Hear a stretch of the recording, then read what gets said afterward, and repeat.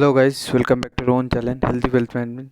तो गाइस हम लोग शेयर मार्केट का जो बेसिक सीरीज़ चल रहा था, पार्ट 1 पार्ट 2 अपलोड हो गया है। ये पार्ट 3 है। आप लोग पार्ट 1 पार्ट 2 जाके देख लेना, बहुत डिटेल में समझाया हो। इतना तो प्रॉमिस कर ही सकते हो, आप लोग को गारंटी के साथ बोल ही सकते हो कि पूरे यूट्यूब में उस टाइप का वीडियो किसी ने नहीं डाला। एक एक सिंपल सिंपल टॉपिक गाइस बहुत डिटेल में बहुत टाइम लेके समझाए हो, ताकि मतलब एक अनपढ़ को भी समझ में आ जाए कि उसका मतलब क्या है। ओके, जैसे आप लोग को बोनस, स्प्लिट, डिविडेंड, ये सब के बारे में ये तीन चीज़ समझा होगा इस 30 मिनट्स लेके। आप लोग सोचोगे अरे बकवास वीडियो होगा, जाके एक बार देखो गाइस। ओके, 30 मिनट्स लेके बोनस, स्प्लिट, डिविडेंड, इसका क्या इफेक्ट अपने आप के पोर्टफोलियो में पड़ता है, क्या इफेक्ट कंपनी के ऊपर पड़ता है, कंपनी क्यों करता है, कैसे करता है, कब करता है, करने के बाद क्या होता है, करने के पहले क्या बोलता है, सब कुछ डिटेल्स में समझाओ गाइस। जाके पार्ट 1 पार्ट 2 ये सब वीडियो देखो। और इतना टाइम लेके तो गाइज यूट्यूब में कोई नहीं समझाएगा, गारंटी के साथ कहता हूँ। और ये वीडियो के जो डिस्क्रिप्शन, नीचे डिस्क्रिप्शन पे part one part two video का लिंक दे दिया जाएगा, देख लेना जाके। ओके, थोड़ा टाइम इन्वेस्ट करो, अच्छा क्वालिटी वाला नॉलेज लो। और अगर बिना टाइम इन्वेस्ट करके मार्केट में आना चाहते हो तो आ जाओ बिना सीखे, और हम लोग जैसे एक्सपीरियंस को पैसा दे के जाओ, हम लोग को थोड़ा अमीर करके जाओ गाइस। ओके, आप लोग के पास पैसा है पर टाइम नहीं है, बहुत इम्पेशेंस हो, ठीक है, तो मार्केट पे आओ, पैसा गवा के जाओ। हम लोग को थोड़ा, हम लोग अगर 100 रुपया बनाना चाहते हैं, हम लोग को 110 रुपया बनाने दो। आओ आप लोग बिना सीखे मार्केट पे आओ।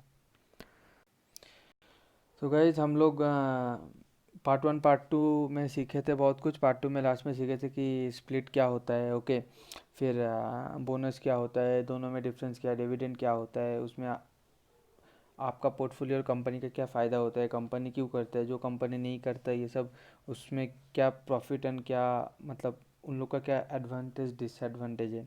चलिए, हम लोग उसके बाद बहुत बेसिक कुछ सीखेंगे, जिसको मार्केट के बारे में कुछ पता नहीं उसको बहुत कुछ पता चल जाएगा। वीडियो लंबा होने वाला है गाइस, 25-30 मिनट का होने वाला है। पेशेंस नहीं है तो यू कैन गो। आप लोग रिटेल इन्वेस्टर हो, आप लोग का प्रॉब्लम यही है, आप लोग को सिर्फ 2 मिनट पे, 2 मिनट भी नहीं, 30 सेकेंड पे आप लोग को एक ऐसा शेयर चाहिए जो रातों रात पैसा डबल करते हैं। उसी के चक्कर में आप लोग का पैसा कभी डबल होता नहीं, या एक बार होता है तो 10 बार गवा देते हो। यही प्रॉब्लम है आप लोग का। तो देखो गाइस, पेशेंस से अच्छे से देखो, कुछ नॉलेज पाओगे। क्या पता आप लोग ऐसे वीडियो पहले भी देखे रहोगे, क्या पता इसमें ऐसा कुछ सीखने को आपको मिले जो पहले कभी नहीं सीखे थे और कभी एक्सपेक्ट भी नहीं कर रहे थे कि ऐसा भी कुछ हो सकता है। तो देखो, चलो गाइज, तो जो शेयर मार्केट क्या था सब बता दिया। पर अभी देखो गाइज, मार्केट पे दो प्लेटफॉर्म होता है, एक होता है एनएससी और एक होता है बीएससी। एनएससी का फुल फॉर्म है नेशनल स्टॉक एक्सचेंज, बीएससी का फुल फॉर्म है बॉम्बे स्टॉक एक्सचेंज। ओके, तो गाइज अब बॉम्बे स्टॉक एक्सचेंज, एनएससी में 1600 कंपनी लिस्टेड है, बॉम्बे स्टॉक एक्सचेंज पे 5200 कंपनी लिस्टेड है। मतलब ऐसा भी बहुत कंपनी है, ओके, जिसका जो एनएससी में लिस्टेड नहीं है पर बीएससी में लिस्टेड है। उसमें से एक अच्छा स्मॉल कैप कंपनी है, इसमें एग्जांपल दे रहा हूँ, कोई बाई सेल रिकमेंडेशन नहीं है, एचएलई ग्लासकोट। और ये कंपनी क्या है, कौन सी प्राइस पे क्या खरीदना है, इसके लिए भी वीडियो बना दिया, आप लोग जाके ढूंढ सकते हो कि HLE Glascoat healthy wealth management, आप लोग को वीडियो आ जाएगा, आप लोग देख सकते हो, कुछ दिन पहले ही बनाया है वो। ओके, तो चलो, ये दो प्लेटफॉर्म होता है गाइस, एनएससी और बीएससी। ओके, अब ये सॉरी, हाँ, ये N S C B S C क्या होता है। मान लो गाइज, आप लोग एक मतलब कोई कंपनी का शेयर खरीदोगे, रिलायंस का खरीदोगे या टाटा मोटर्स का खरीदोगे, तो आप जाके डायरेक्ट तो रतन टाटा जी को बोल नहीं सकते कि मेरे को टाटा मोटर्स का एक शेयर खरीदना है। अगर जाके बोलोगे भी तो कैसे लगेगा कि आप टाटा के मालिक को जाके बोलते हो कि मेरा को एक शेयर खरीदना है, वो भी अभी उसका प्राइस है शायद 246, मान लो 250 प्राइस है, तो उसको 250 रुपया दे रहे हो, वो आपके नाम पे एक शेयर लिख के दे रहा है, तो कैसा ऑकवर्ड फील होगा। उतना बड़ा, मतलब उतना बड़े कंपनी का मालिक है, आप उसको 250 रुपये दे रहे हो, वो आपको एक शेयर दे रहा है, ऐसे नहीं होता ना, एक सिस्टमेटिक वे होना चाहिए। या अभी 1 लाख बंदे जाके उसको परेशान करोगे क्या, मेरे सब बोलेगा सर मेरा 250 ले लो, मेरे को एक शेयर दे दो, ये बोलेगा सर सर शेयर प्राइस बढ़ने वाला है, जल्दी जल्दी मेरे को 250 में दे दो, कोई बोलता है अरे सर बढ़ गया यार, ठीक है सर सर 260 ले लो, मेरे को एक शेयर, ऐसा नहीं होता। तो इसलिए एनएससी और बीएससी बनाया गया है, जिसके थ्रू आप लोग शेयर्स खरीद सकते हो। ओके गाइज, तो जिसके थ्रू आप लोग शेयर्स खरीद सकते हो, मतलब ये एक गेटवे है। ओके, तो गाइज मान लो आप लोग जैसे लक्स लक्स जो साबुन है, सोप है, ओके, ये कौन बनाता है, इसका कंपनी है H U L. Hindustan Unilever limited. तो क्या आप जाके डायरेक्ट HUL को बोलते हो मेरे को लक्स चाहिए? नहीं ना। आप जाके दुकान पे बोलते हो, उसका जो डिस्ट्रीब्यूटर है उन लोग को बोलते हो, उन लोग HUL का प्रोडक्ट जो है लक्स से आप लोग को देता है, देखिए एक सर्टेन जो MRP रहता है वो लेता है। तो यही है सेम है NSE और BSE। इधर जाके आप लोग बोल सकते हो कि मेरे को रिलायंस का शेयर खरीदना है या रिलायंस का शेयर बेचना है। तो ये एक मतलब प्लेटफॉर्म हो गया जिधर आप लोग खरीदते हो किसी दूसरे से या दूसरे को बेचते हो। ओके, समझ में आ गया NSE BSE क्या होता है। इसको एक्सचेंजेस कहते हैं। इंडिया में दो ही एक्सचेंज, इंडिया में पहले बहुत एक्सचेंज था, कलकत्ता एक्सचेंज था, दिल्ली एक्सचेंज था, और भी था, पर अभी फिलहाल दो ही सर्टिफाइड एक्सचेंज है, एक है NSE और BSE। ओके, और एक और गाइज और एक एक्सचेंज है आप लोग को NSE BSE और एक एक्सचेंज है, और एक है MCX। इसमें क्या है, इसका नाम है मल्टी,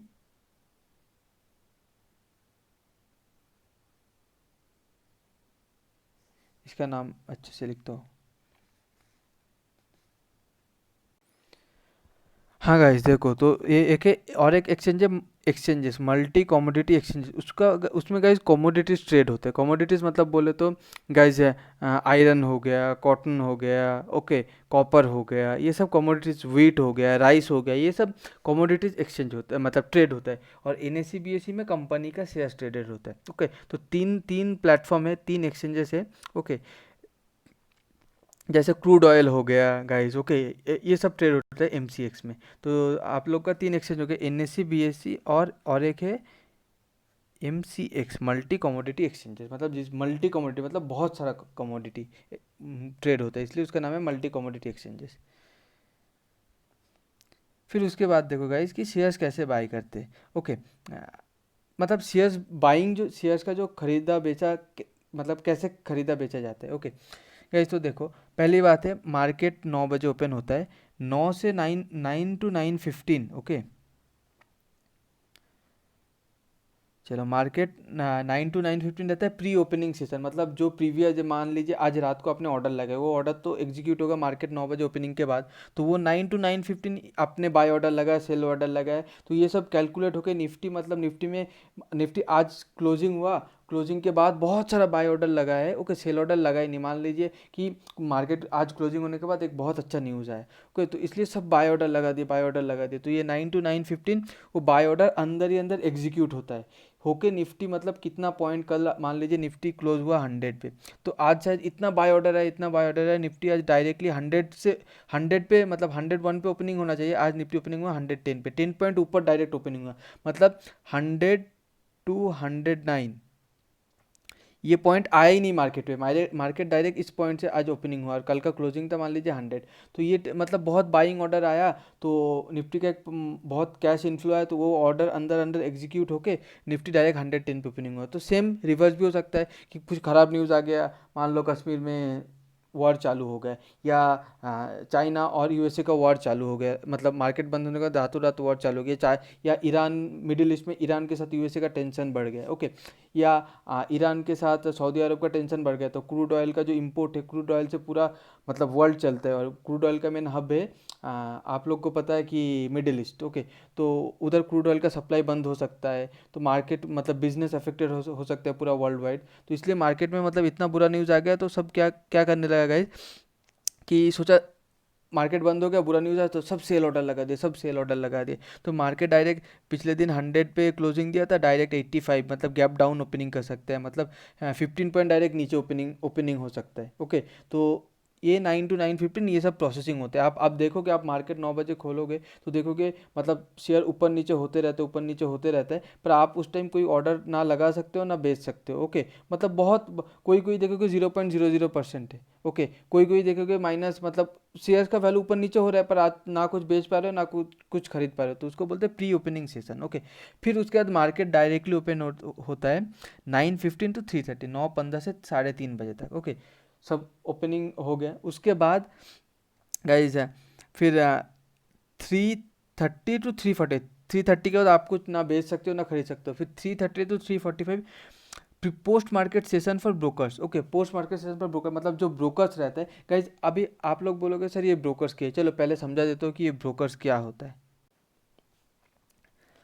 गाइज देखो, एक एक कंपनी है, ओके, कोई भी कंपनी, कोई भी चलो मान लेते हैं महिंद्रा एंड महिंद्रा कंपनी है, ओके। इसका शेयर्स खरीदना है मार्केट से, तो आप डायरेक्ट जाके इसको कंपनी को नहीं बोल सकते, आप एनएससी और बीएससी को डायरेक्ट बोल सकते हो। अब इंडिया में कितना करोड़ों मतलब पब्लिक है ये सब खरीदने के लिए, बेचने के लिए। तो एनएससी बीएससी आप लोग जो है, एनएससी में भी महिंद्रा एंड महिंद्रा ट्रेड होता है, बीएससी में भी ट्रेड होता है, ओके।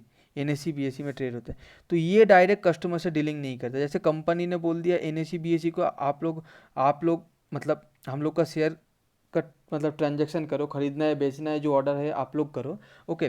फिर एनएससी बीएससी ये दोनों क्या है, कुछ ब्रोकर्स को बोल दिया गाइस, ब्रोकर्स को बोल दिया। ब्रोकर्स हम लोग के साथ ब्रोकर्स हम लोग के कस्टमर के साथ कनेक्ट होता है। तो company to exchanges, exchanges to broker, broker to customer, okay. आप लोग समझ में आ गया ब्रो। जैसे हम लोग क्या है, आप लोग को मैं अभी समझाता हूँ। देखो गाइस, ये एक मैंने चार्ट बनाया है, आप लोग को रियल लाइफ एग्जांपल देके समझाता हूँ। कोई की दूसरे चैनल की तरह नहीं है गाइस कि कोई किसी का प्रिंट आउट डाल दिया, कुछ कर लिया, ओके, किसी का स्क्रीनशॉट लेके डाल दिया, ऐसा नहीं। देखो ये कंपनी है, ओके। कंपनी किसको बोलता है कि अपना जो शेयर्स का जो भी ट्रेड होता है वो एक्सचेंज को बोलता है कि आप लोग करो। एक्सचेंज मतलब एनएससी और बीएससी। एनएससी एक्सचेंज क्या रहता है, ज़्यादा झमेला नहीं रहता। ब्रोकर्स को बोलता है कि मैं इतना मतलब इंडिया का इतना कस्टमर है, फॉरेन इन्वेस्टर है, सब कुछ है, ओके, इतना झमेला मैं नहीं लूँगा, इसलिए इन लोग ब्रोकर्स को बोल देते हैं। और ब्रोकर्स बहुत कंपनी का ब्रोकर्स होता है। ब्रोकर एक नहीं, एक्सचेंज जैसे दो है, कंपनी एक ही है, महिंद्रा एंड महिंद्रा। महिंद्रा एंड महिंद्रा एक ही कंपनी है, उसका वो कौन सी दो एक्सचेंज को दे दिया जिम्मेदारी, एनएससी बीएससी। अब एनएससी बीएससी जो है वो एक ब्रोकर्स को नहीं देता, बहुत सारे ब्रोकर्स को देता है इंडिया में। मतलब ऐसे मान लो मतलब 100 ब्रोकर्स थे, तो अब हर एक ब्रोकर्स ब्रोकर्स कुछ कुछ मतलब क्लाइंट लेके बैठा है। तो क्लाइंट जब ऑर्डर देता है, फाइनली ब्रोकर्स किसके साथ डील करते हैं, कस्टमर के साथ, ओके। तो ऐसा एक रियल लाइफ एग्जांपल है। तो आप लोग मान लीजिए गाइस, लोन लेने गए, ओके, लोन। अब जो बैंक से लोगे तो वो पैसा आरबीआई का होगा, आरबीआई बैंक को दे रहा है, ओके। बैंक लोन दे रहा है, फिर आप लोग वो लोन इंटरेस्ट के साथ पे करते हो। फिर आपको मान लीजिए 10% इंटरेस्ट बोला है, तो आरबीआई को बैंक दे रहा है 8% इंटरेस्ट। तो बीच में जो 2% इंटरेस्ट का कमीशन है बैंक खाता है, वो बैंक का मतलब प्रॉफिट है। ऐसा ही बिजनेस मॉडल है। तो देखो, आरबीआई डायरेक्ट क्या आपको पैसा देता है, नहीं, आरबीआई किसको, बैंक को पैसा दे देता है, बोलता है कि तुमको जिसको लोन देना है लोन दो। बैंक डायरेक्ट आपके घर पे आता है, आपके साथ मिलता है नहीं। बैंक एक एजेंट रखते हैं अपना। बैंक के एजेंट अपने घर पे आता है ना, लोन देने के लिए भी, रिकवरी करने के लिए बैंक एजेंट को बोलते हैं। एजेंट आपको मतलब आपके साथ डायरेक्ट बात करते हैं। तो जैसे आरबीआई हो गया, आरबीआई को आप कंपनी के साथ रिलेट कर सकते हो, ओके। फिर एक्सचेंज और बैंक, बैंक को एक्सचेंज के साथ रिलेट कर सकते हो। इधर ब्रोकर्स है, इधर एजेंट है, फिर दोनों जगह फाइनली कस्टमर्स है। तो ये समझ में आया कि नहीं ब्रोकर्स मतलब। तो आप लोग अब सही में अगर अच्छा लग रहा है, ये रियल लाइफ एग्जांपल दे रहा हो, अच्छा लग रहा है तो प्लीज़ लाइक कर दो आप लोग। प्लीज़ यार लाइक करो, लाइक नहीं करते हो मोटिवेशन ही नहीं मिलता, ठीक है, इतना मेहनत करके बनाते हो। कमेंट कर दो कि हाँ सर अच्छा लग रहा है, और ये भी कमेंट करो कि कोई दूसरा चैनल ऐसा सिखाता है कि नहीं, ओके, इतना डिटेल्स पे इतना टाइम लेके। तो गाइज आप लोग को एकदम सिंप्लीफाई हो रहा है ब्रोकर्स मतलब क्या होता है। तो चलो हम लोग वो फिर से पुराने वाले चार्ट पे चलते हैं, ओके। लाइक कमेंट करना है गाइज, करो, मोटिवेशन दो। तो चलो ये चार्ट पे आ गए। अब ये आपने जो ऑर्डर लगाया, बाय सेल जो भी ऑर्डर लगाया है, जो भी किया, वो ब्रोकर्स के थ्रू किया। तो ये 3:30 to 3:45 ये टाइम पे गाइस ब्रोकर लोग एक्सचेंज के साथ, एनएससी बीएससी के तहत फाइनल सेटलमेंट करते हैं। आपके साथ और सेटलमेंट वो तुरंत हो जाते हैं, पर फाइनल सेटलमेंट ये 3:30 to 3:45 में बोलता है कि मेरे पास आज टोटल इतना बाय ऑर्डर आया, टोटल इतना सेल ऑर्डर है, आपका टैक्स इतना हुआ, आपका चार्जेस इतना हुआ। फाइनली ये टाइम है उन लोग का, ओके। अब देखो कैसे मतलब शेयर्स एक बाय और सेल होता है। Flow of funds, flow of shares, okay. अब देखो, बायर सेलर, इधर मान लो आप हो जो शेयर खरीदना चाहते हो, तो आप क्या हो गए, बायर हो गए। 1 सेकेंड गाइस, चलो, आप क्या हो गए गाइस, बायर हो गए। फिर आप किसी को बेचो, आप बायर हो, तो इस साइड पे देखो, ये सेलर है, तो आप इससे खरीदोगे, आप सेलर से खरीदोगे ना। आप अगर बायर हो तो आप खरीदने आए हो, बाय करने आए हो, तो बाय किससे करोगे, जो बेच रहे सेलर से करोगे ना। तो बायर आपने अपना ब्रोकर को बोला मेरे को महिंद्रा एंड महिंद्रा का एक शेयर खरीदना है, ओके। फिर ब्रोकर अभी एक्सचेंज को बोलेगा, एनएसी और बीएसटी को बोलेगा कि मेरा एक क्लाइंट है, वो मेरे को ऑर्डर दिया है महिंद्रा एंड महिंद्रा शेयर खरीदने का। ओके, तो फिर उसके बाद एक्सचेंज क्या करेगा, एक्सचेंज सारे ब्रोकर्स को बोल देगा कि मेरे पास एक ऑर्डर आया है कि एक महिंद्रा एंड महिंद्रा का शेयर चाहिए मेरे को। तो सारे ब्रोकर्स के पास एक्सचेंज बता दिया, एक्सचेंज सारे ब्रोकर्स के पास ऑर्डर चले गए कि एक महिंद्रा एंड महिंद्रा का शेयर का ऑर्डर है।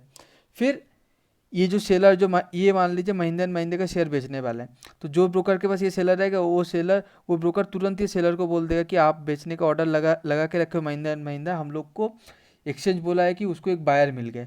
तो ये क्या करेगा गाइज, तुरंत मतलब दे देगा। ठीक है, तुरंत क्या करेगा, ब्रोकर इससे शेयर लेके एक्सचेंज को दे देगा, एक्सचेंज फिर ब्रोकर को देगा, ब्रोकर बायर को। नीचे देखो, नीचे का है। फिर सेलर ने बोला कि हाँ हाँ मैं तो बेचना चाहता हूँ, तो ठीक है ले लो। तो सेलर ने अपना अपना खुद का ब्रोकर को दे दिया। ब्रोकर एक्सचेंज को बोला आपने अभी ऑर्डर किया था ना कि महिंद्रा एंड महिंद्रा का एक शेयर, ये लो मेरे पास है। फिर इसने दे दिया। ओके, आपका ब्रोकर टू ने एक्सचेंज को दे दिया कि आपने ऑर्डर दिया था, ये लो ले लो। तो अब एक्सचेंज वो लेके ब्रोकर वन को बोलेगा कि तुम्हारे पास बोला था ना क्लाइंट है जो खरीदना चाहते हैं, ये लो मेरे को मिल गया, आप ले लो। तो तब ब्रोकर वन वो शेयर ले लेगा। फिर ब्रोकर वन शेयर लेके बायर को बोलेगा कि आपको चाहिए था ना शेयर, ये लो शेयर पकड़ लो। तो बायर के पास सेलर आ गए, मतलब शेयर्स आ गया, हो गया शेयर्स का ट्रांसफर हो गया। आप लोग को समझ गए। अब क्या है, बायर फ्री में तो नहीं लेगा और सेलर फ्री में भी नहीं बेचेगा। अब सेलर को पैसा चाहिए, वो पैसा कैसे आएगा सेलर के पास? सेम प्रोसेस गाइस, एकदम सेम सिंपल प्रोसेस। अब देखो ये फ्लो ऑफ शेयर्स, हम लोग अभी फ्लो ऑफ शेयर्स समझ लिए कि शेयर्स कैसे फ्लो होता है। फिर अभी हम लोग समझते गाइस फ्लो ऑफ फंड्स, ऊपर वाला फ्लो ऑफ फंड्स समझते हैं। ओके, तो फिर बायर के पास शेयर आ गया। जनरली पहले पैसा ले लिया जाता है, मैं पहले शेयर्स कैसे ट्रांसफर होता है समझा दिया। तो उसके बाद पहले अभी फिर पैसा समझा, तो फ्लो ऑफ फंड्स सेम तरीका। अब बायर को, अब ब्रोकर बोलते हैं कि तुमको मतलब मान लीजिए शेयर्स चाहिए, ये शेयर्स मिल गए, अब पैसा दे दो। तो बायर ब्रोकर को बोलेगा बोलेगा कि ये लो पैसा पकड़ लो। ओके, फिर ब्रोकर से फिर एक्सचेंज मांगेगा। एक्चुअली सेलर ब्रोकर से मांगेगा ना, ब्रोकर टू से कि मेरे को पैसा दो। तो ब्रोकर टू एक्सचेंज को बोलेगा कि हमने आपको जो शेयर दिया उसका पैसा दो। फिर एक्सचेंज ब्रोकर वन को बोलेगा पैसा दो। ब्रोकर फिर पैसा किससे लेगा, जो खरीदा है उससे लेगा। तो सेम, तो बायर ने पैसा दे देगा ब्रोकर वन को। ब्रोकर वन बोलेगा एक्सचेंज को ये लो आपने शेयर दिया, ये लो पैसा ले लो। फिर एक्सचेंज बोलेगा ब्रोकर टू को कि तूने शेयर दिया था, तेरे को जो बेचा है ये ले तू पैसा पकड़। फिर ब्रोकर टू सेलर को बोलेगा कि ये ले पकड़ तेरा पैसा। तो पैसा ऐसे फ्लो हो गया। आप लोग समझ सकते हो गाइस?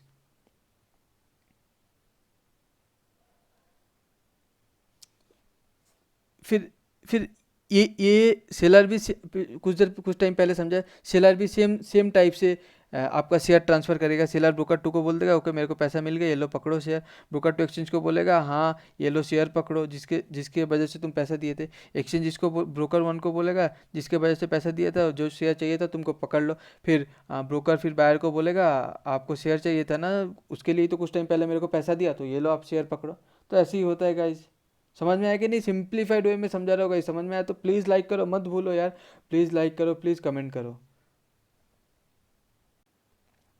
अब देखो गाइस, कैटेगरी ऑफ स्टॉक्स, जो जो शेयर्स होते हैं गाइस, वो किस टाइप का शेयर्स होते हैं, मतलब उसका कैटेगरी क्या होता है। ओके, देखो पांच कैटेगरी के होते हैं। Large cap, mid cap, small cap, micro cap. अब किसको लार्ज कैप कहा जाता है, किसको मिड कैप कहा जाता है, किसको स्मॉल कैप कहा जाता है और किसको माइक्रो कैप कहा जाता है, देखो उसके बाजू में ही लिखा है गाइस। ओके, लार्ज कैप कहा जाता है जिसका मार्केट कैपिटलाइजेशन कैसे होता है गाइज, मैंने आपको पार्ट 2 में समझा दिया गया है, जाके देखो। मार्केट कैपिटलाइजेशन होता है, मैं नहीं बताऊंगा, वो वीडियो जाके देखो। Market price, MP market price into number of shares,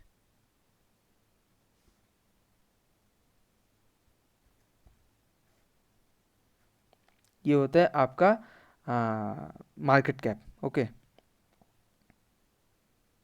तो गाइज जिसका मार्केट कैप 10 बिलियन से ज़्यादा होगा, 10 बिलियन मतलब इंडियन रुपीज़ में 73,000 करोड़ से जिसका मार्केट कैप ज़्यादा होगा उसको जनरली लार्ज कैप कहा जाता है। मिड कैप किसको कहा जाता है, जिसका मार्केट कैप 2 बिलियन से 10 बिलियन मतलब 14,600।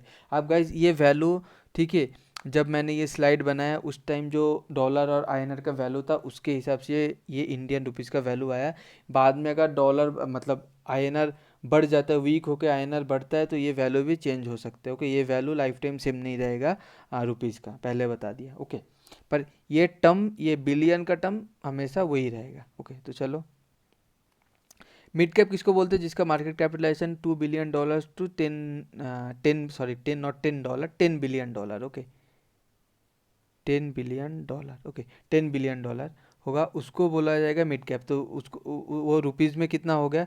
14,600 करोड़, मतलब उसका मार्केट कैपिटलाइजेशन होगा 14,600 करोड़ टू 73,000 करोड़। ओके, वो हो जाएगा मिड कैप। फिर उसका स्मॉल कैप कौन होगा? जिसका मार्केट वैल्यू, मार्केट कैपिटलाइजेशन होगा 300 million dollar to 2 billion dollar, मतलब 2,100 करोड़ से 14,600 करोड़, ये रेंज के अंदर जो भी कंपनी ये कैप मार्केट कैपिटलाइजेशन रेंज के अंदर रहेगा उसको बोला जाएगा स्मॉल कैप। फिर माइक्रो कैप कौन होगा? जिसका मार्केट कैपिटलाइजेशन $300 मिलियन से भी कम होगा, मतलब 2,100 करोड़ डॉलर से भी कम होगा, इसको बोलते हैं माइक्रो कैप। अब पेनी शेयर्स किसको बोलते हैं? नाम सुन के आप समझ सकते हो, जिसका प्राइस है ₹1, ₹2, ₹3, ₹20, ₹16, मतलब पेनी जिसका शेयर प्राइस है मतलब ऐसा है, ठीक है, 90 पैसा। ओके, ऐसा भी मतलब बहुत गया गुजरा शेयर से, ऐसा प्राइस है, मत लेना कभी। ओके, फंस जाओगे। तो उसको बोलते हैं पेनी शेयर। चलो, हम लोग कैटेगरी ऑफ शेयर्स भी समझ गए। फिर उसके बाद देखो गाइज, मार्केट पे दो चीज़ होता है, इसके बारे में भी हम लोग सीखेंगे, इसके बारे में भी वीडियो लाऊंगा, इसके बारे में भी गाइज हम लोग सीखेंगे, ज़रूर सीखेंगे। ओके, मार्केट पे एनालिसिस दो टाइप का होता है, एक होता है टेक्निकल एनालिसिस, एक होता है फंडामेंटल एनालिसिस। अब दोनों एनालिसिस का मतलब क्या है? देखो, technical analysis it help us to determine the timing of entry at lowest valuation of any shares. Okay, technical analysis मतलब क्या होता है गाइस? देखो, ये है टेक्निकल एनालिसिस, मतलब आप सबको पता है, ये चार्ट में हम लोग, ठीक है, ये नीचे पॉइंट पे एंट्री करेंगे, ओके, और इधर जाके सेल कर देंगे, तो हम लोग को ये जो रैली हुआ, ये प्रॉफिट आया, कम दाम पे खरीद के ज़्यादा दाम पे बेचा। तो टेक्निकल एनालिसिस आपको हेल्प करता है कि ये शेयर अभी इधर से नीचे जाने वाला है, ये ऊपर जाने वाला है। अगर मान लीजिएगा आप एनालिसिस, जब शेयर का प्राइस इधर था, आपने एनालिसिस किया, देखा शेयर का प्राइस नीचे जाने वाला है, तो आप ये लॉस क्यों मतलब एक्सेप्ट करोगे? ओके, तो आप इधर ही शेयर को बेच दोगे। फिर जब शेयर इधर नीचे आया, ओके 1 सेकेंड,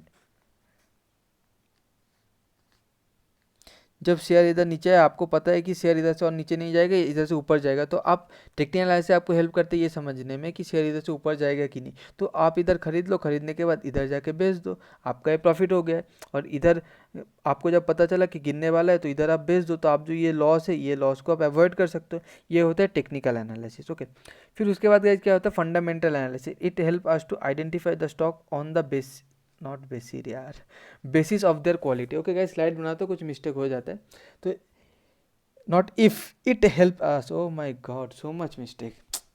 चलो, आप मेन चीज़ है समझना गाइस। ओके, समझो आप, वो मैं बता रहा हूँ ना, मुझसे मैं खुद तो गलत नहीं बता रहा हूँ ना, हो गया। ओके, लिखने में गलत, इंसान ही हूँ, गलती होता है। It help us to identify the stock on the basis of the quality. Fundamental analysis आपको मतलब आप लोग को ये समझने में हेल्प करते हैं कि जो शेयर्स पे आप लोग ये शेयर्स पे लॉन्ग टर्म के लिए पोजीशन बना सकते हो कि नहीं। कोई भी शेयर, इसका मतलब जो मैनेजमेंट है वो अच्छा है कि नहीं, इसका बिजनेस मॉडल अच्छा है कि नहीं, इसका लास्ट 10 ईयर्स का प्रॉफिट बराबर इंक्रीज हो रहा है कि नहीं, रेवेन्यू इंक्रीज हो रहा है कि नहीं, कंपनी लॉस पे तो नहीं है, कंपनी के पास ज़्यादा डेब्ट तो नहीं है। ज़्यादा डेब्ट होगा तो कंपनी जो प्रॉफिट आएगा, वो प्रॉफिट से उसको तो मतलब जो लोन लिया है बैंक को, तो उसके इंटरेस्ट पेमेंट करने में ही चला जाएगा। तो ये आपको समझाते हैं कंपनी का फ्यूचर प्रोस्पेक्ट कैसा है। ओके, कंपनी का मैनेजमेंट का क्या मतलब थिंकिंग है, मतलब क्या विज़न है फ्यूचर के बारे में, क्योंकि फ्यूचर के साथ बिजनेस मॉडल को फ्यूचर के साथ खुद को अडेप्ट करना पड़ता है, नहीं तो बस वो भी ख़त्म हो जाएगा।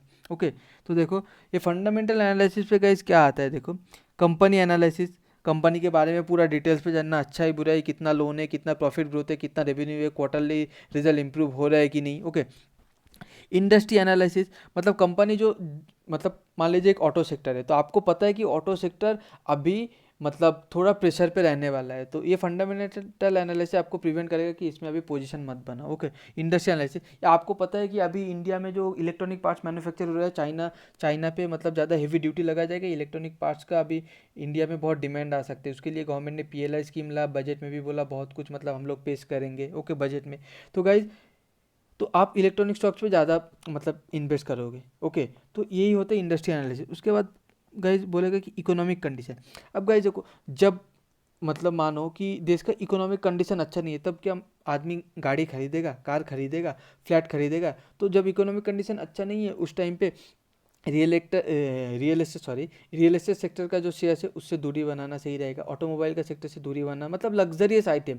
जब इकोनॉमिक कंडीशन खराब होता है ना कोई भी आदमी का, वो सिर्फ अपना ज़रूरत की सामान खरीदता है, तो इससे लग्जरियस आइटम से जितना हो सके दूर रहना पड़ेगा। Okay, economic condition fundamental analysis पे ये सब होता है। उसके बाद देखो फ्यूचर प्रॉफिट आउटलुक।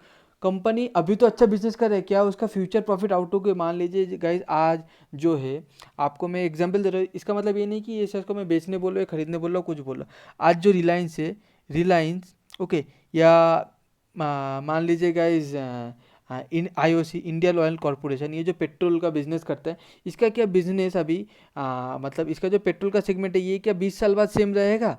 नो, अब बिग नो। क्योंकि हम लोग अभी ज़्यादातर सोलर एनर्जी पे जा रहे हैं। इंडिया में सबसे ज़्यादा लार्जेस्ट सोलर पार्क हुआ है, पेरिस एग्रीमेंट हुआ है, इंडिया ने पेरिस एग्रीमेंट पे सबसे ज़्यादा एक्टिव मेंबर है, पॉल्यूशन घटाना चाहता है, इसलिए पेट्रोल डीजल कार बंद कर रहे हैं। इंडिया ने इनिशिएटिव लिया है, इलेक्ट्रिक कार को जितना हो सके प्रमोट कर रहा है। उसमें गवर्नमेंट ने GST कम लगाया, गवर्नमेंट ने बहुत स्टेट गवर्नमेंट मतलब इलेक्ट्रिक कार पे रोड टैक्स नहीं ले रहे हैं, इनकरेज कर रहे हैं कि इलेक्ट्रिक कार खरीदो।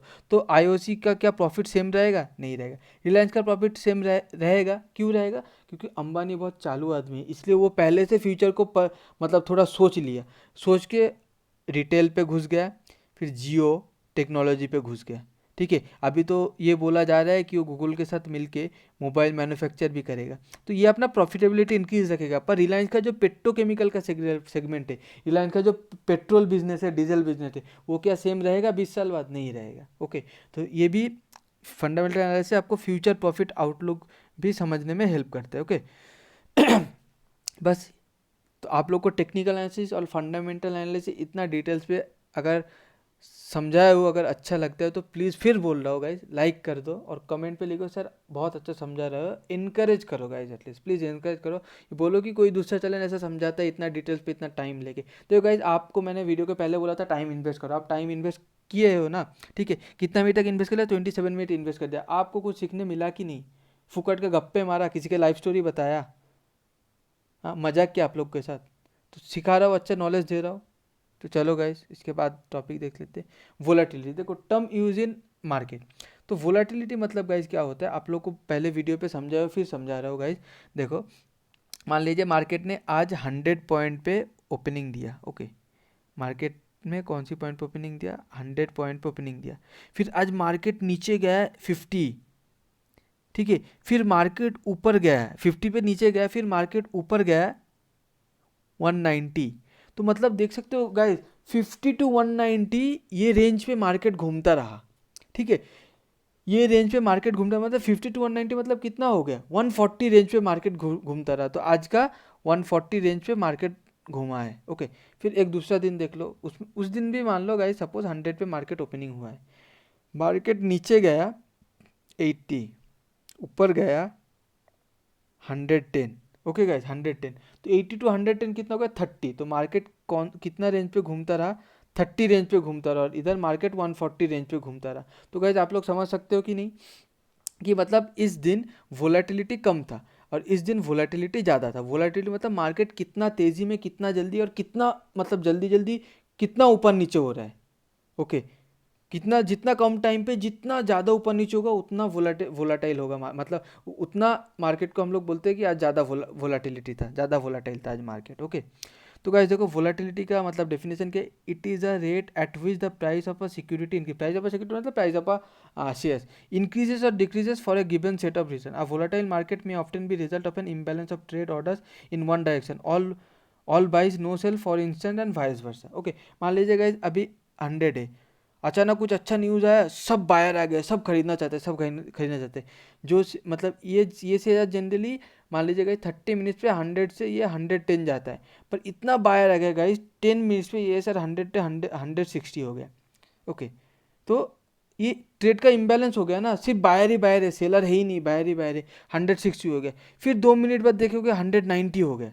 तो मतलब कि ये शेयर पे आज वोलेटिलिटी बहुत ज़्यादा है। फिर अचानक मतलब कंपनी का जो मैनेजमेंट है वो बोला कि न, जो न्यूज़ आए वो फेक न्यूज़ है, किसी ने फेक न्यूज़ मार्केट पे फैला दिया, क्या पता।